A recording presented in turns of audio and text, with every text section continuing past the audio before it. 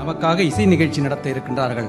அதனை தொடங்கும் விதமாக மாண்புமிகு முதலமைச்சர் அவர்கள் தமிழ்நாட்டின் தொன்மையான இசைக்கருவியான பறையினை இசைத்து சென்னை சங்கமம் நிகழ்ச்சியினை தொடங்கி வைப்பார்கள்.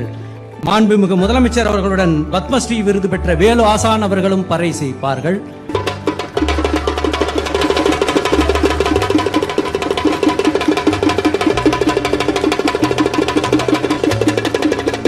தமிழ்நாட்டின் தொன்மையான பறை இசையினை தமிழ்நாட்டின் முதல்வர் அவர்கள் இசைத்து இந்த நிகழ்ச்சியினை தொடங்கியிருக்கின்றார்கள்.